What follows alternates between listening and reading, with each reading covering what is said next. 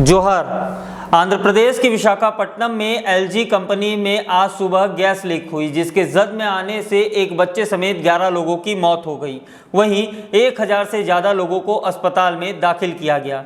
घटना के बाद चंद मिनटों में ही मामला मीडिया में आ गया था, लेकिन वहीं कल दोपहर 3 बजे रायगढ़ के पुसौर ब्लॉक स्थित पेपर मिल में भी ऐसी ही घटना सामने आई। शक्ति पेपर मिल तेतला पुसौर में जो गैस रिसाव हुआ वह मीथेन गैस थी, जिसके चपेट में आने से मजदूर घायल हुए। कुल 7 मजदूर इसकी चपेट में आए, जिनमें 3 की हालत गंभीर बताई जा रही है। लेकिन जिस प्रकार घटना के 24 घंटे बीतने के बाद मामला सामने आया, तो कहीं न कहीं पूरे घटनाक्रम को छुपाने का कुत्सित प्रयास किया गया था।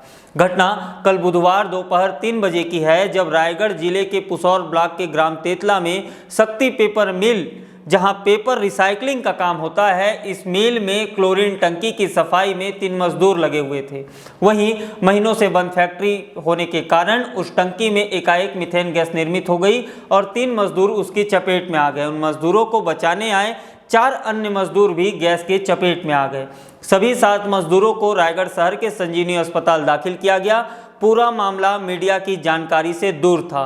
वहीं आज सुबह जब घायल मजदूरों में से 3 की हालत गंभीर हुई, तब जिला प्रशासन हरकत में आया और रायगढ़ कलेक्टर यशवंत कुमार, जिले के एसपी संतोष कुमार सिंह के साथ प्रशासनिक अमला अस्पताल पहुंचा और मिल के मालिक दीपक गुप्ता को भी मजदूरों के बेहतर इलाज करवाने निर्देश दिए, जिनमें 3 मजदूर दोलमणि सिदार, सुरेंद्र गुप्ता और अफदर मालाकार की हालत गंभीर है, जिन्हें बेहतर इलाज के लिए रायपुर लाया गया है। बचे 4 मजदूर पुरंदर कुमार, अनिल कुमार, निमाड़ी भोय और रंजीत सिंह की हालत बेहतर बताई जा रही है।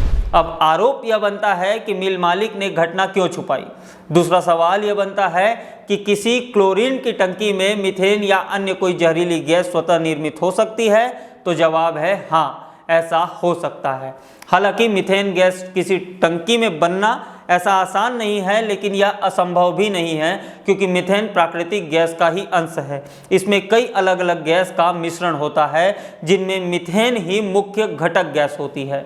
और गोबर गैस भी हम जिसे कह सकते हैं, तो गोबर से बनने वाला ज्वलनशील जो गैस होता है वह भी मीथेन ही होता है। मीथेन को आप महसूस नहीं कर सकते, इसमें कोई महक नहीं होती, इसका कोई रंग भी नहीं होता, इसलिए ऐसी घटना भी घट सकती है। छत्तीसगढ़ में जो भी गैस कांड हुए, उसमें अब तक में सबसे बड़ा केस था भिलाई स्टील प्लांट में हुआ गैस कांड। 9 अक्टूबर 2018 को कोक ओवन की बैटरी क्रमांक 11 की गैस पाइपलाइन में मेंटेनेंस के दौरान ब्लास्ट हो गया और भयावह आग लग गई। घटना स्थल पर काम कर रहे मजदूर मिनटों में जलकर खाक हो गए। स्थिति इतनी बुरी थी कि अधिकतर मृतकों की पहचान उनके डीएनए सैंपल से संभव हो पाई थी। इस हादसे में 14 कर्मचारियों की मृत्यु हुई, जो कि गैस रिसाव मामले में छत्तीसगढ़ का सबसे बड़ा आंकड़ा रहा। गैस रिसाव का दूसरा सबसे बड़ा मामला हुआ था इसी भिलाई स्टील प्लांट में 12 जून 2014, जब जहरीली गैस रिसाव से 6 कर्मियों की मौत हो गई थी और करीब 40 लोग घायल हुए थे। यह घटना बीएसपी संयंत्र के पंप हाउस नंबर 2 में घटी थी। छत्तीसगढ़ गैस रिसाव की घटना में नंबर 3 पर है बगदेवा कोल माइंस। वैसे तो छत्तीसगढ़ में कोल माइंस की घटना आम हो चुकी है। सेफ्टी के मामले में बहुत सी लापरवाही सामने आती रहती है, लेकिन गैस रिसाव की अगर बात करें तो कोरबा बगदेवा माइंस में 17 दिसंबर 2018 को जो घटा वह प्रदेश के खदानों के मसलों में सबसे बड़ी चूक थी। बगदेवा की इस भूमिगत माइंस में कुछ श्रमिक 2 साल पहले बंद हो चुकी खदान की एक फेस को चालू फेस से जोड़ने की कोशिश कर रहे थे। खदान के मुहाने से 3 किलोमीटर अंदर लेवल 72 साउथ में यह काम पर लगे थे। माइनिंग सरदार लक्ष्मीकांत, कैरियर अजय कुमार और जनरल मजदूर रामाधार जहरीली गैस रिसाव के जद में आ गए और तीनों की मौत हो गई। अब फिर भिलाई पहुंच जाते हैं, क्योंकि ऐसी ही गैस रिसाव की एक घटना इसी साल 2 जनवरी 2020 को घटी। देर रात बीएसपी फर्नेस नंबर 8 में गैस का प्रेशर बन गया, जिस वजह से गैस रिवर्स हुई और फिर जहरीली गैस का रिसाव हो गया। वहां डीजीएम समेत काम कर रहे 6 मजदूर इसकी चपेट में आ गए। छत्तीसगढ़ में गैस रिसाव के सबसे ज़्यादा मामले भिलाई स्टील प्लांट में हुए हैं।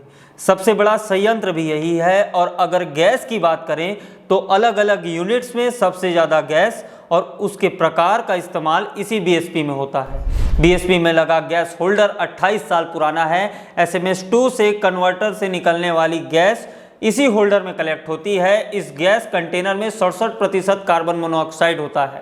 अगर रिसाव को देखें तो गैस रिसाव के 50 ppm तक की मात्रा सुरक्षित होती है। वही कर्मचारी यूनियन के एक व्यक्ति का कहना है कि गैस रिसाव ppm 1000 के पार हो जाती है। इस गैस होल्डर में 40,000 क्यूबिक मीटर गैस होल्ड करने की क्षमता है, लेकिन 28 साल पुराने हो जाने के कारण इसमें 25,000 क्यूबिक मीटर गैस ही एकत्रित किया जाता है। बीएसपी सेल की एक इकाई है। सेल ने इसके नए निर्माण को लेकर के भी हरी झंडी अब तक नहीं दी है, लेकिन अगर कहीं यह विशालकाय गैस होल्डर लीक हुआ तो भोपाल त्रासदी भूल जाना, उससे कहीं बड़ी त्रासदी छत्तीसगढ़ के भिलाई में होगी। अब जब बात भोपाल गैस कांड की निकल ही गई है तो एक नज़र उसमें भी, क्योंकि दुनिया के औद्योगिक इतिहास की सबसे बड़ी त्रासदी एक गैस कांड ही है, जो और कहीं नहीं भारत के भोपाल में घटी थी।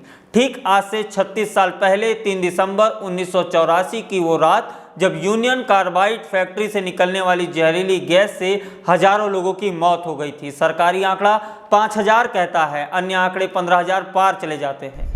उस घटना की सबसे भयावह तस्वीर यह है। भोपाल गैस कांड में करीब 5 लाख लोग प्रभावित हुए थे। चारों ओर केवल चीख पुकार, डरावनी आवाजें। 1 घंटे के अंदर देखते ही देखते शहर शमशान में बदल गया था। इसका कारण बनी थी मिथाइल आइसोसाइनाइड गैस, जो कि यूनियन कार्बाइड कंपनी से लीक हुई थी। आज विशाखापट्टनम में घटी इस घटना ने भी सभी जख्म फिर से हरे कर दिए। हमने आपको देश भर समेत प्रदेश भर के गैस त्रासदियों को दिखलाया। चलते चलते यह भी जान लेते हैं कि विशाखापट्टनम में मौत का तांडव मचाने वाली यह गैस कौन थी। अब तक जो जानकारी मिली है तो इस घटनाक्रम के पीछे LG कंपनी से लीक हुई गैस थी स्टाइरिन। स्टाइरिन एक न्यूरोटॉक्सिन गैस है, जिसके 10 मिनट के अंदर ही दम घुटने से मौत हो जाती है और इसके प्रभाव भी जल्द खत्म नहीं होते। चपेट में आए लोगों में इसके सिम्टम्स आगे भी नजर आते रहेंगे।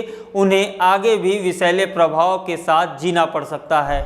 छत्तीसगढ़ में भी औद्योगिक इकाई को अगर देखें तो चूक और अनदेखी यहाँ भी हावी है। आने वाले समय में अगर सिस्टम न चेते तो जरूरी नहीं वैश्विक महामारी कोरोना ही लोगों को मारे। एक बड़ी आबादी इस बेतरतीब औद्योगिक क्रांति के बीच की जा रही लापरवाहियों की भी शिकार हो सकती है। धन्यवाद। रोचक खबरों के लिए तोपचन.com को फेसबुक और ट्विटर पर फॉलो करें, यूट्यूब पर सब्सक्राइब करें।